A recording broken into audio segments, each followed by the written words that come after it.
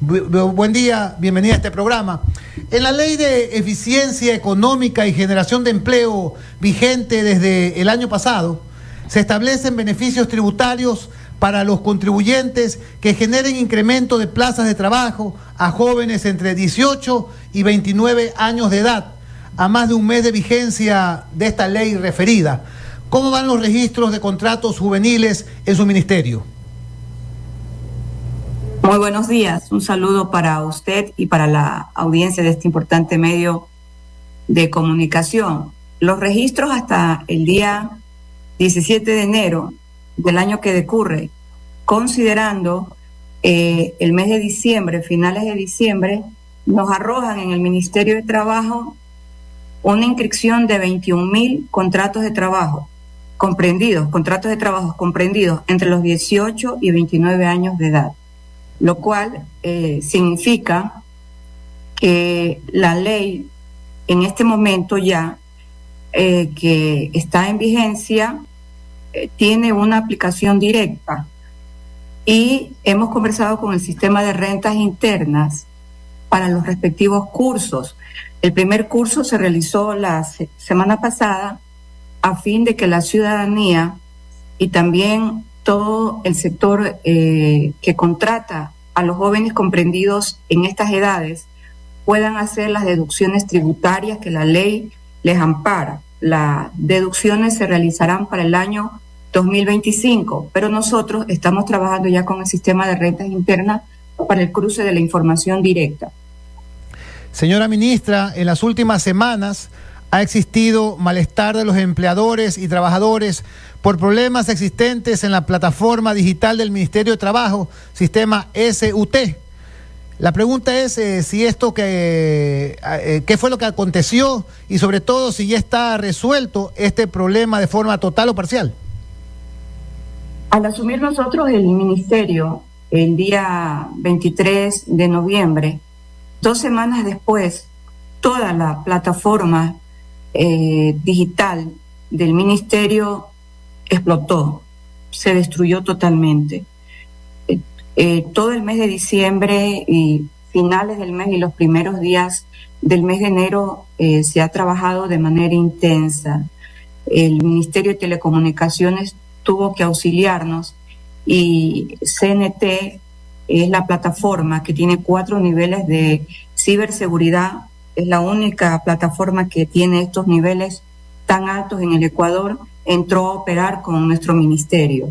Tuvimos que hacer algunos préstamos, no económicos, sino de baterías y un sinnúmero de situaciones que nos permitió a finales del mes de diciembre estar operativos aproximadamente en un 60% de la página. Cuando digo aproximadamente en un 60% de la página, permítame decirle en dónde estamos operativos. En las inscripciones de las actas de finiquito, que eran una urgencia para el Ministerio de Trabajo, en razón de que siempre a fines de año se concluyen muchos contratos de trabajo y se elaboran las actas de finiquito. Se habilitó como prioridad principal poder entregar los certificados de no tener impedimentos de ejercer cargo público en el sector público, y también otros ítems. Apenas lo único que nos faltan son 3 o 4 ítems, es decir, aproximadamente el 15%. El gobierno de Israel también nos está ayudando, porque hemos pedido que la recuperación de la información que inicialmente nos dijeron que no se la podía hacer porque se había perdido, hay un 90% de recuperar la página, y el gobierno israelita, a través de los técnicos que nos designaron, nos están contribuyendo en esa recuperación tan importante de la información de nuestra página. Señora ministra, muy buenos días. Alfonso Harp la saluda, un placer conversar con usted. El gobierno está planteando dentro de la consulta popular una relacionada con temas de trabajo y concretamente con la posibilidad de establecer los horarios por tiempo definido, o sea, no por tiempo indefinido, sino por horas. Me gustaría que usted como ministra le diga al país cuál es realmente el contenido de la pregunta, a dónde avanza ese contenido, y también sobre la remuneración por ese pago por horas, porque se ha discutido mucho. Hay algunos voceros que señalan por ahí, voceros en contra, que señalan que en el prorrateado se va a gastar menos se va a ganar menos que en tiempo fijo, hay otros que piensan que debe ganarse lo mismo, o incluso también hay personas que piensan que debería ganarse un poco más. Me gustaría conocer su criterio como ministra de Trabajo. Ahora, sobre todo, un punto de orden ahí, ministra. ¿Por qué es tan mal visto el contrato por horas en Ecuador? Y cuando en otros países esta modalidad laboral funciona de las mil maravillas. Bien, vamos a empezar. ¿Por qué es tan mal visto? Porque los constituyentes en el año 2007, en Montecristi, cuando elaboraron la Constitución, establecieron textualmente que se prohíbe la precarización laboral y definieron las prohibiciones del tipo de contratos. Ellos inician, cuando uno lee el artículo de la Constitución, ellos inician estableciendo allí o señalando que precarización es tercerización, que precarización es la contratación por horas de trabajo. Muy bien, ¿qué es lo que yo he explicado? Que cuando uno habla de precarización laboral, se refiere a que la precarización laboral no tendría contrato de trabajo ni tampoco todos los beneficios de ley, empezando por la afiliación al Seguro Social. Si yo le entrego a un trabajador todos los beneficios de ley que por obligación el empleador debe cumplirlas de acuerdo al artículo 42, a los artículos 111, 113, 69, 70, 71 del Código de Trabajo, pregunta esta ministra, ¿hay precarización? La respuesta es que no.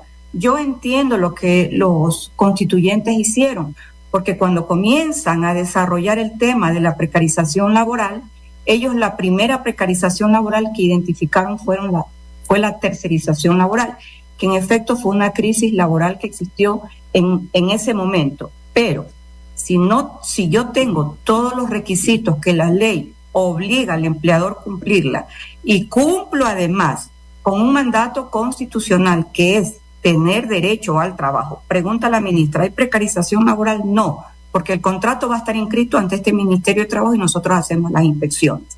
Ahora, en relación a la pregunta formulada por el licenciado Hart, que me hace dos preguntas en uno. La segunda pregunta de las preguntas formuladas, la respuesta es la siguiente. Nosotros hablamos de retornar. Cuando digo retornar es porque ya existió el contrato a plazo fijo, porque el contrato a plazo fijo fue reformado y lo cambiaron por contrato a plazo indefinido. Aquí el criterio de este ministerio es que ese cambio que hubo de denominación tenía un criterio errado, porque en el momento en que dice contrato a plazo indefinido, le dieron a la estabilidad del trabajador una estabilidad ad infinitum, pensando que de esa manera cerraban el contrato y la estabilidad y que al trabajador o no se lo podía despedir o el trabajador podía laborar por el tiempo de vida que el trabajador quisiese. Sin embargo, el mismo Código de Trabajo permite la ruptura laboral por parte del empleador a través del trámite administrativo de visto bueno y por parte del trabajador también por trámite administrativo de visto bueno cuando sus remuneraciones no les son canceladas de manera puntual. Adicionalmente, si el trabajador quiere romper la relación laboral, la puede hacer mediante la notificación del desahucio. Y si el empleador también la quiere romper de manera abrupta, también lo puede hacer pagando las indemnizaciones establecidas en el artículo 188. Esto es despido intempestivo. En definitiva, el nombre del contrato no le da estabilidad ad infinitum. Estoy demostrando que sí se puede romper el tipo de denominación porque la misma ley lo permite.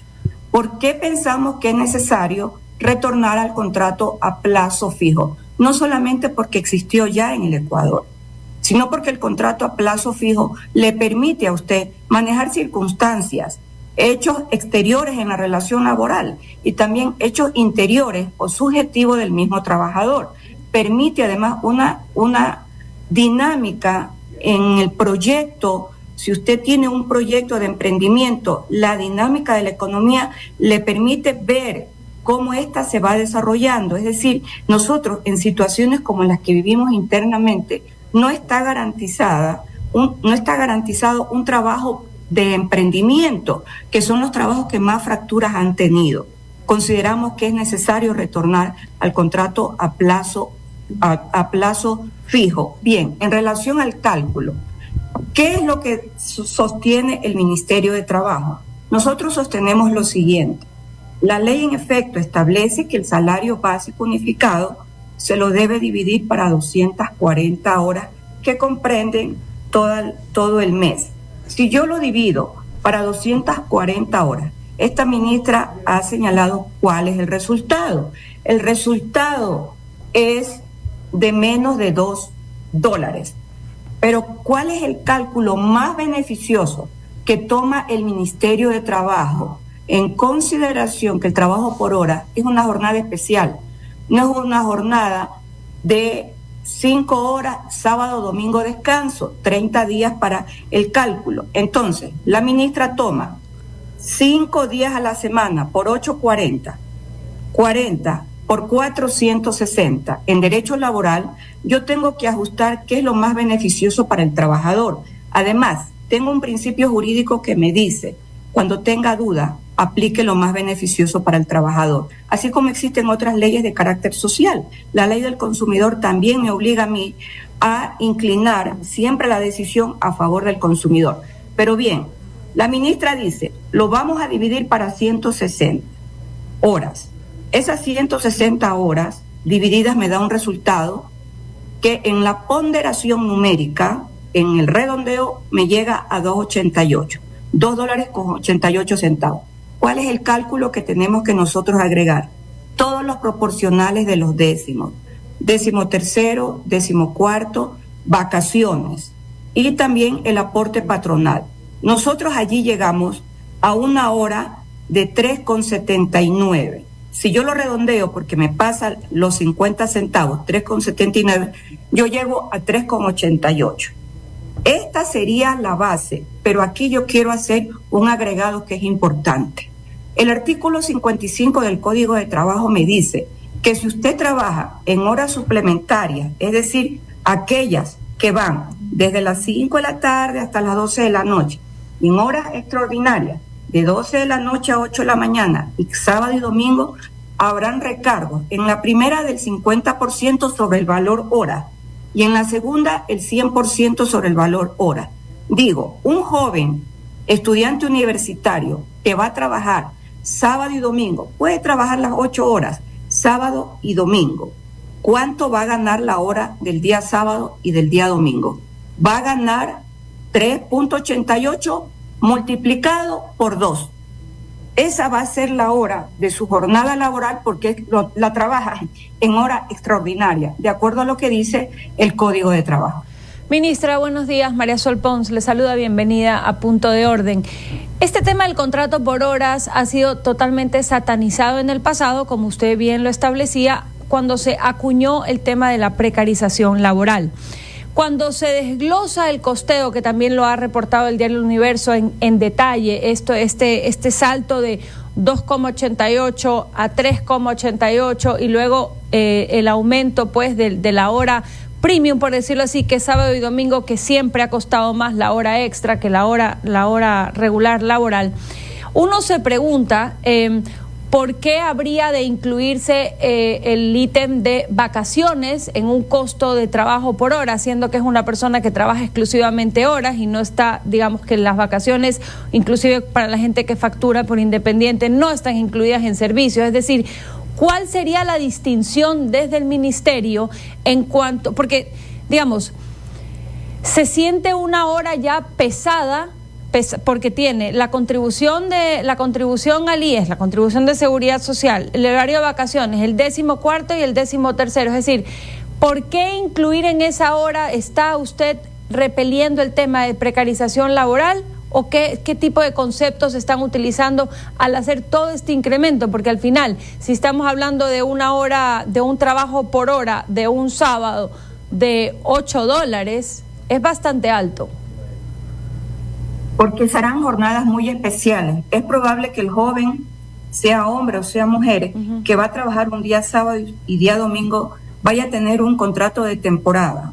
Por ejemplo, ahora que nosotros entramos al tema de los carnavales, pero digo solo el ejemplo, porque es una temporada al igual que fin de año. Entonces no va a tener un trabajo per se por 12 meses, por 16 meses, por 18 meses. Por eso la ministra habla que es un contrato de trabajo tan especial que lo que más hay allí que cuidar es el cumplimiento de los derechos laborales, porque los derechos laborales se rigen por un principio, que es el principio de la irrenunciabilidad, de conformidad a lo que establece el artículo 326 de la Constitución de la República.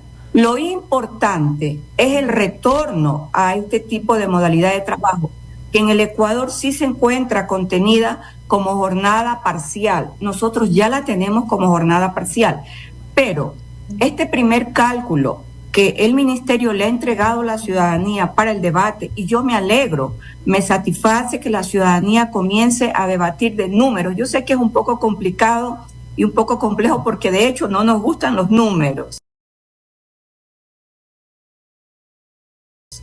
No nos gusta, pero es importante porque la ciudadanía tiene que conocer cuál va a ser la enmienda a la Constitución de la República si pasa esta segunda fase en la que se encuentra la Corte Constitucional en el tema de esta pregunta.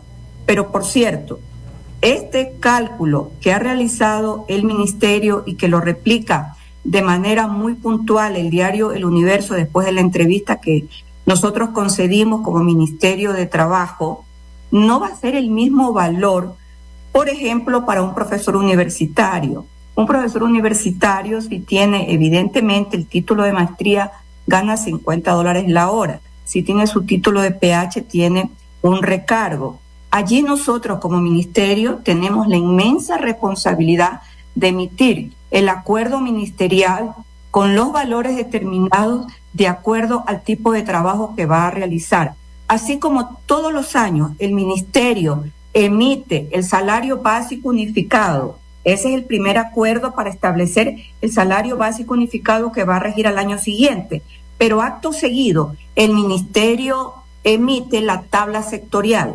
Tabla sectorial. Por ejemplo, el caso de un chofer que maneja un tráiler. Este chofer que maneja un tráiler gana más que el salario básico unificado. Nosotros también tenemos que emitir la tabla sectorial de acuerdo al tipo de trabajo que va a realizar la persona que llegue a ser contratada por horas.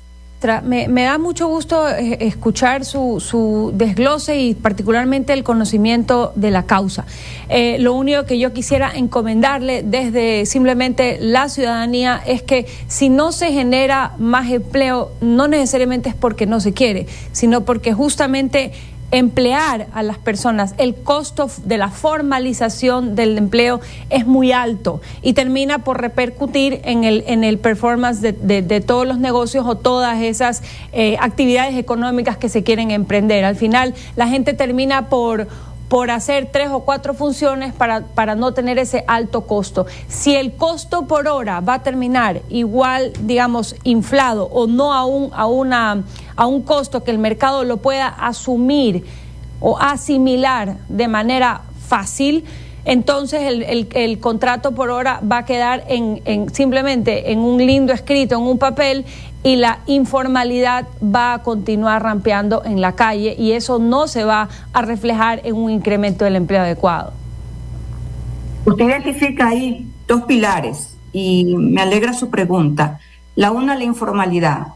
Indudablemente nosotros tenemos que la informalidad convertirla en formalidad con todos los principios jurídicos del derecho laboral, pero también con el cumplimiento de las normativas del Código de Trabajo.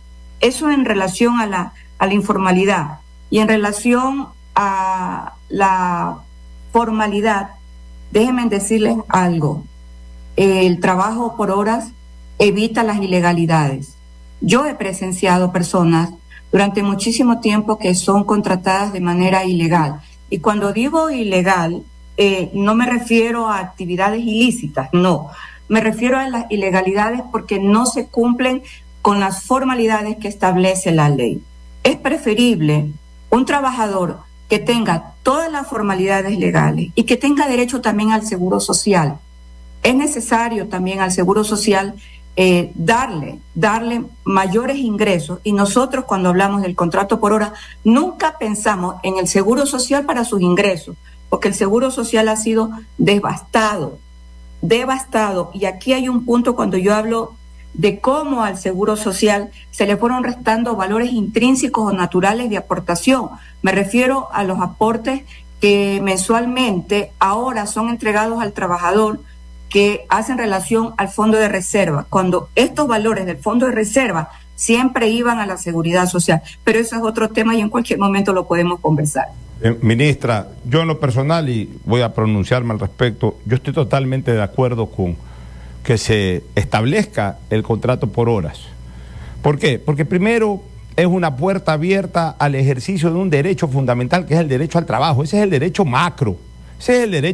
Lo otro, cómo trabajas, es otra cosa. Pero el derecho macro es el derecho macro, el más importante es el derecho a acceder al trabajo. Y de alguna manera esto coadyuva, porque no es que está sacrificando, no es que está eliminando lo otro, está aperturando a que haya más opciones de trabajo. Punto 1.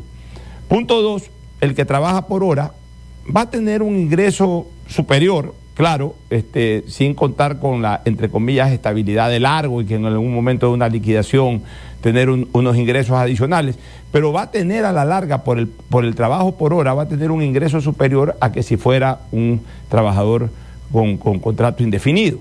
Y tercero, lo más importante, y esto no se dice y hay que decirlo porque también hay que pensar en el empleador, no solamente en el trabajador, del cual es importante hablar de él, pensar en él, pero también en el empleador, que es en el que invierte. Esto va a mejorar la calidad del trabajo, porque hay que decirlo con la frontalidad del caso. Hay muchos empleados que una vez que ya están enrolados, que están formalizados, no ofrecen su mejor esfuerzo. Simple y llanamente, usted entra a una tienda y ni lo atienden, valga el comentario, ni lo atienden, o lo atienden con mala cara, o lo atienden con desgano, y el cliente que entra a una tienda a veces se decepciona por la mala actitud del empleado y se va a otro lado. ¿Y quién es el que pierde? El empleador, que obviamente en ese momento no está para atender al cliente, lo atiende muy mal un empleado y termina perdiendo ese cliente.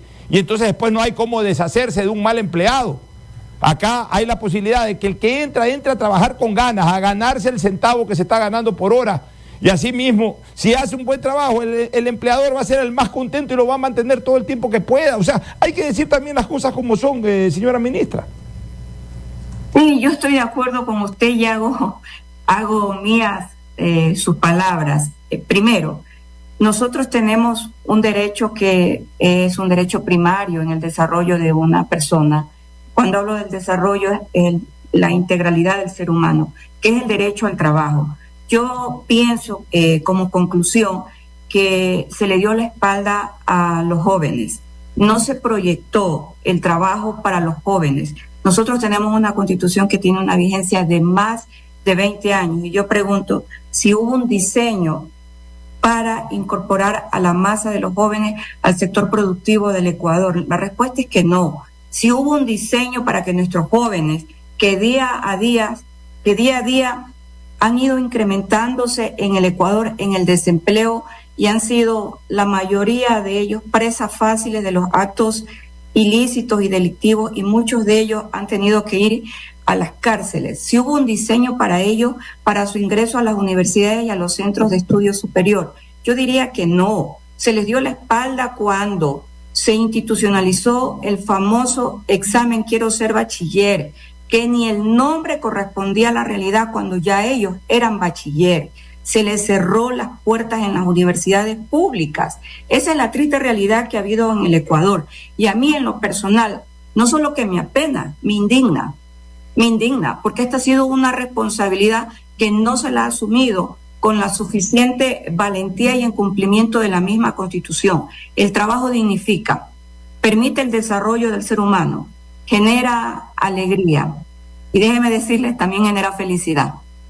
Muchísimas gracias a la señora ministra de Trabajo, Ivonne Núñez, por su comparecencia en Punto de Orden. Buen día, señora ministra. Muy buenos días a ustedes y estamos esperando el día de hoy la notificación de la Corte Constitucional en relación a las 4 preguntas que serían enmienda constitucional. Gracias, que tengan buen día. Suerte, señora ministra, son las 9 de la mañana. Gracias.